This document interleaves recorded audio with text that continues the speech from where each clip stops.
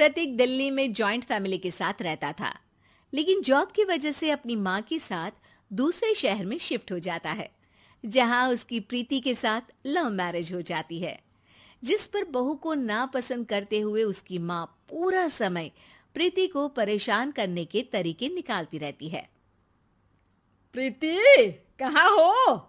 सुबह का नाश्ता दोपहर में खिलाओगी क्या? इसमें प्रीति और प्रतीक ऑफिस जाने के लिए तैयार हुए कमरे से बाहर आते हैं, जिसे देख सास प्रीति पर भड़कने लगती है। महारानी, तुम सुबह सुबह तैयार होकर घर का सारा काम छोड़कर कहाँ चल दी? जी वो ऑफिस। हैं? तुम ऑफिस जाओगी तो घर में जो सफाई, नाश्ता, खाने का काम है वो क्या मैं करूंगी? माँ, मैंने उससे वादा किया था कि वो जॉब कंटिन्यू कर सकती है। अरे वाह जी वाह, दोनों आपस में सलाह कर फैसले ले लिए। मैं क्या यहाँ बेवकूफ बैठी हूँ? मुझसे पूछना किसी ने जरूरी नहीं समझा? मम्मी, आप फिक्र ना करें, मैं आज ही रेजिग्नेशन दे दूंगी। प्रीति ऑफिस के लिए चली जाती है और अगले दिन से जॉब छोड़ घर के कामों में लग जाती है, लेकिन साथ ही उदास भी रहने लगती है, जिसे देख प्रतीक को अच्छा नहीं लगता। मुझे पता है तुम्हें अपनी जॉब कितनी पसंद थी। आई एम सॉरी प्रीति। अरे कुछ नहीं होता, बस मम्मी खुश रहनी चाहिए।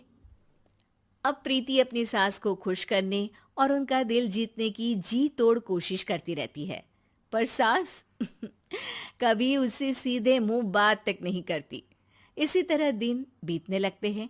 एक शाम प्रतीक ऑफिस से परेशान घर वापस आता है। माँ, चाची का फोन आया था। दादी की तबीयत बहुत खराब है, हमें दिल्ली जाना होगा। पति की बात सुन प्रीति तो पैकिंग शुरू भी कर देती है, पर माँ वहीं बूत बनी खड़ी रह जाती है। लगता है मम्मी अपनी सास से बहुत प्यार करती हैं, तभी उनके बीमार होने की खबर सुन शॉक में आ गई। ये प्यार नहीं, परेशानी है।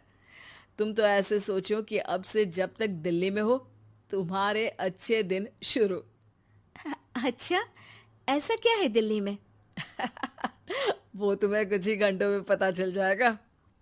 सास के रिएक्शन और पति की बात से कंफ्यूज्ड प्रीति दोबारा पैकिंग में लग जाती है, जिसके बाद कुछ घंटों का सफर तय कर तीनों दिल्ली पहुंच जाते हैं, जहां घर के अंदर पहुंचते ही लोगों की भीड़ देख प्रीति परेशान हो जाती है। हे भगवान, इतनी भीड़! प्रतीक, कहीं तुम्हारी दादी को कुछ हो तो नहीं गया ना? पागल, ये भीड़ नहीं, मेरा परिवार है। क्या? इसे तुम परिवार कहते हो? अरे इसे तो जिला घोषित कर देना चाहिए। तुम्हारा परिवार का तो अपना पर्सनल बिग बॉस बन सकता है। हैरान परेशान प्रीति परिवार वाले सदमे से बाहर निकली भी नहीं होती कि सिर पर पल्ला रखे शांत तरीके से सबके साथ बात करते हुए अपनी सास को देख उसे दूसरा सदमा लग जाता है। हाय राम, ये मम्मी का ऐसा भी कोई रूप है? ये तो मुझे पता ही नहीं था। ये तुम्हारी सास का ससुराल है। तभी प्रतीक की बहन बोल पड़ती है। यहाँ आपको ऐसी ऐसी चीजें देखने मिलेंगी जो सपने में भी सोची नहीं होंगी। हाँ, ये कुछ दिन तो बहुत इंटरेस्टिंग लग रहे हैं। सब एक साथ दादी के कमरे में जाते हैं, जहां पहुंचते ही उसे दादी की आवाज सुनाई देती है।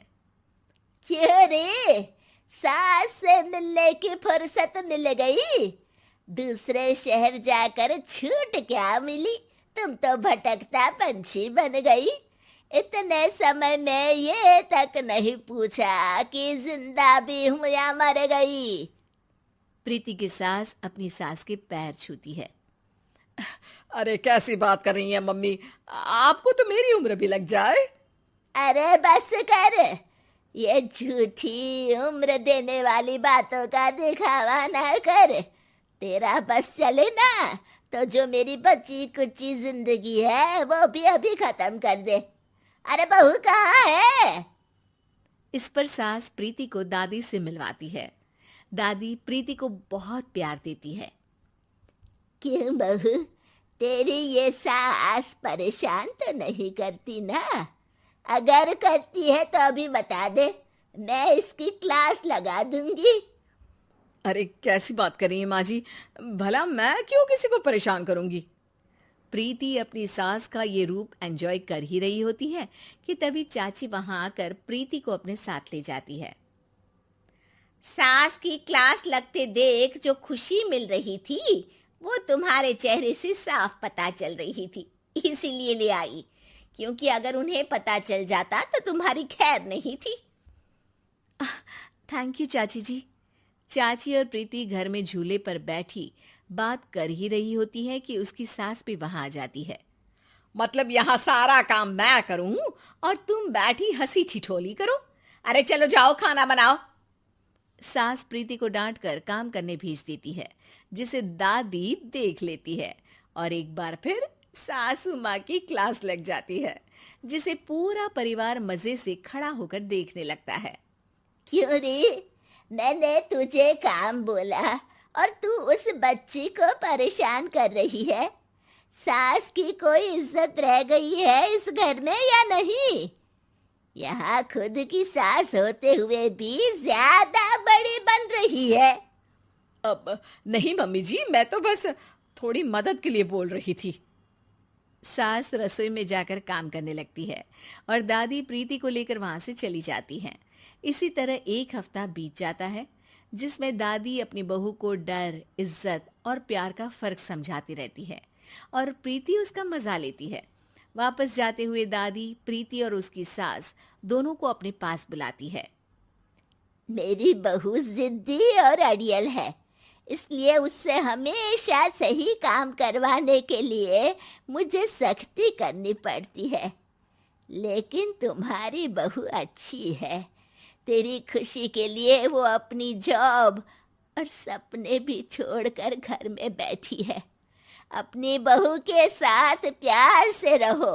और प्रीति, अगर अभी भी तुम्हारी सास परेशान करे ना, तो फिर तुम्हें पता चल ही गया है कि शिकायत कहाँ करनी है। जी, अपनी सास के ससुराल में उनकी सासू माँ के पास।